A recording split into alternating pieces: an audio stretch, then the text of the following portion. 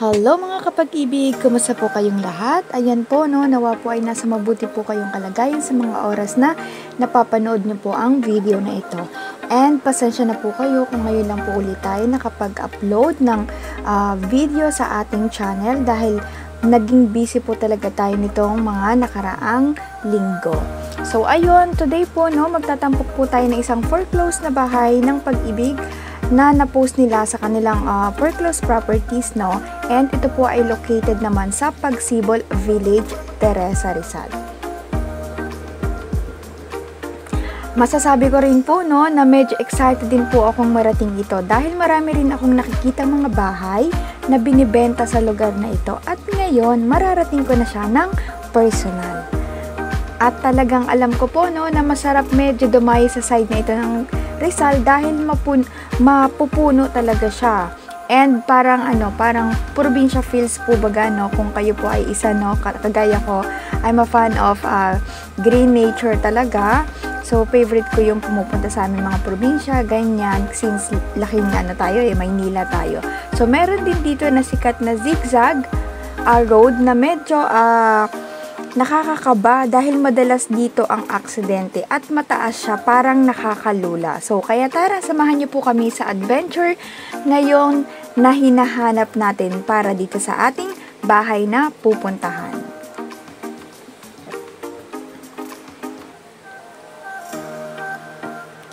Bali, ito po palang video na po ito ay parang late upload po namin dahil yung unang video na hindi na namin na-upload last week, kaya yung mga bahay na ipapakita namin dito ay hindi yun yung mismong bahay na nakapost sa Pag-ibig. Pero, same village pa din at same unit naman po siya. So, kala nga po namin, no, ay hindi na namin ito mapapakita sa inyo, pero nagkataon po na may nakapost ngayon sa Pag-ibig na kaparehas nung same unit at nung location. So, ayan po, no, yung bahay dito talagang kumbaga magkakamukha.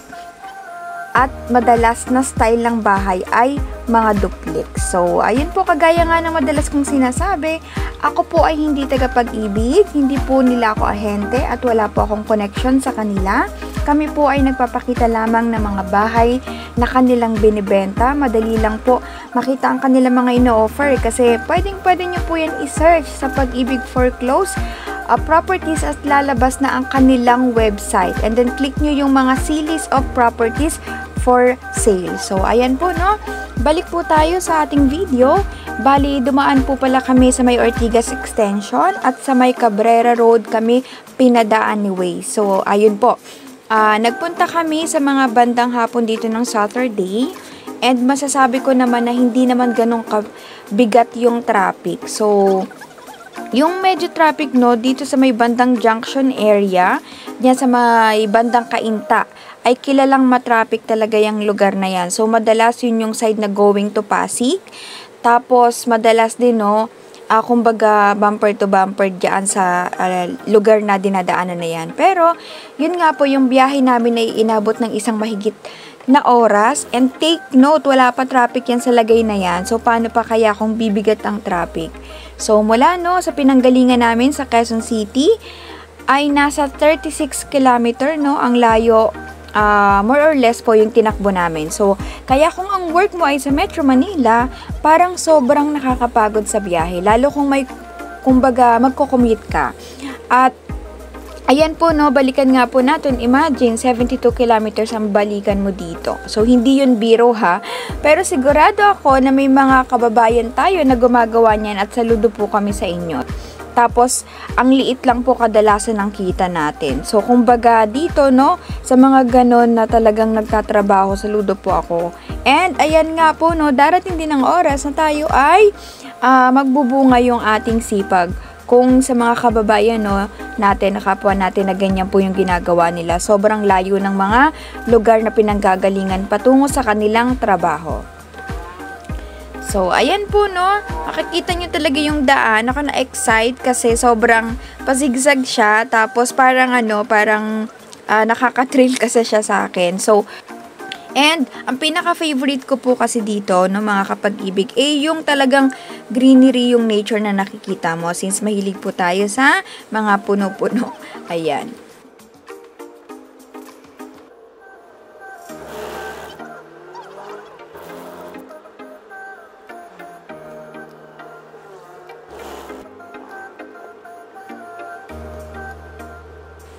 Ayan po, no. So, makikita nyo po na nasa may bandang ibaba na parte na tayo nung kaninang zigzag road. Ito na din po yung pinaka-town proper nila. So, bali ito yung pinaka-bayan ng Teresa Rizal. Okay naman po para sa akin ang bayan na ito. Pero, para kung sanay ka sa Maynila, maninibago ka lang kasi malalayuan ka talaga. So, dito talaga kami nagtatrabaho, no, sa Maynila. So, baka makonsider natin na sobrang malayo para sa atin. Pero kung doon ka sa lugar na to, dito sa Teresa Rizal, baka makonsider mo naman na dito mas malapit siya sa Pagsibol Village para sa inyo.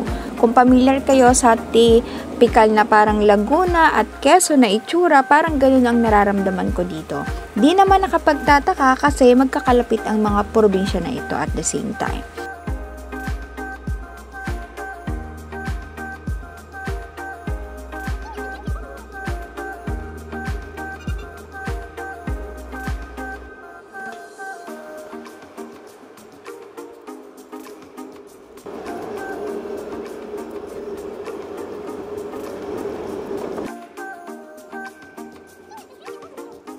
So, ayan po.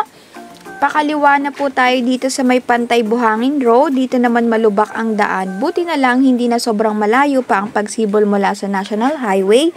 Hindi ko masabing okay lang pero soon ipapaayos naman sana ito ng ating local government kasi kawawa naman po ang mga sasakyan na dadaan po dito. At sana mas dumami pa po ang mga trabaho sa bayan din na ito para hindi naman na need na magpunta pa sa malalayong bayan ang mga tao dito para magtrabaho.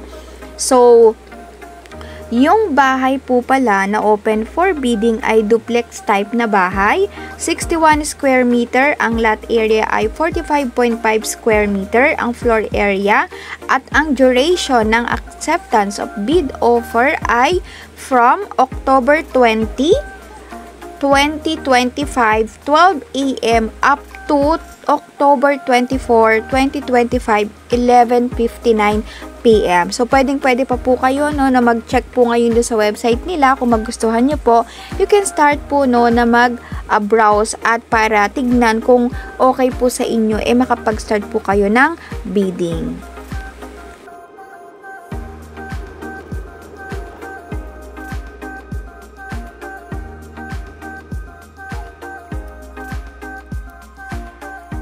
So, and ayan nga po, no, napasabi lang ako na salamat at dumadating din kami sa lugar na to kasi kung taga Teresa Rizal ka at dito ka nag-work sa malapit, parang okay din siya. So, yun nga lang, nagtanong kami sa mga taga dito at pagdating namin kung nakakaranas sila ng baha dito, ang sabi nila, yung bahay sa may malapit sa gate ng village ang nakaranas ng baha. Pero dun sa may looban ng kabahayan naman ay hindi. Kasi medyo elevated yung kumbaga lugar doon. Doon na sa pinaka looban. Pero dun sa may main gate, medyo nga siya. Medyo mababa siguro. Kaya inaabot ng baha. Pero ayun nga po, no, naalala ko din bigla na lang na kumbaga may nakikita ako sa news na binabaha na din ang Teresa Rizal. Kaya parang dun ako nag-aalala.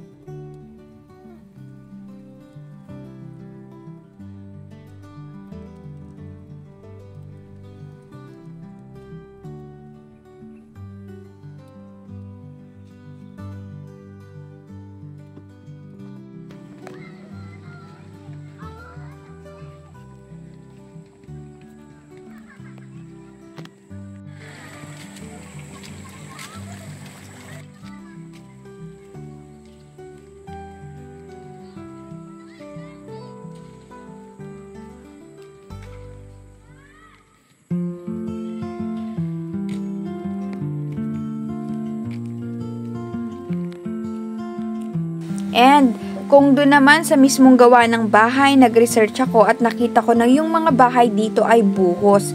So, kumbaga, sa akin, no, kung ganun yung style ng bahay, talagang hindi siya yung typical na bahay na may mga poste. Ang tawag nga daw sa gawa na ito ay cast in place.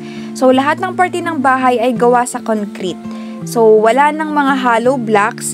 So, sa pagkakaintindi ko dito ay para siyang Lego pieces, no, na binubuo lang ng site. Parang sa mga modular na pinagsama-sama na lang, kaya kapag makikita nyo yung mga pader at kisame ay makinis ang yari.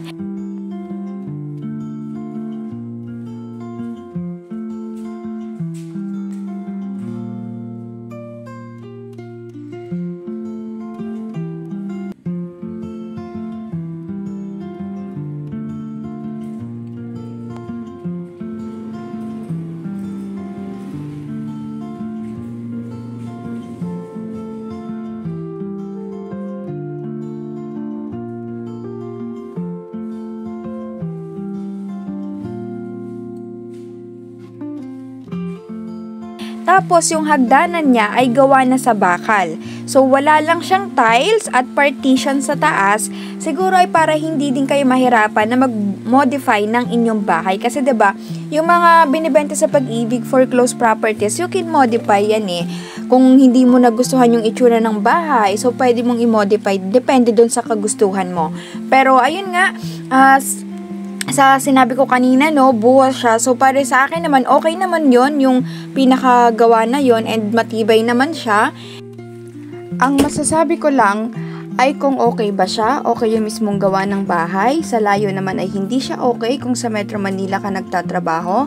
Pero kung ang trabaho mo naman ay around the area lang, ay okay siya. Konting ingat lang at pag-aralan po mabuti kung hindi ba talaga lumulubog sa baha yung village. Basta ang importante na kung babaha ba, kung sakali ay makakadaan pa kayo at hindi kayo matatrap.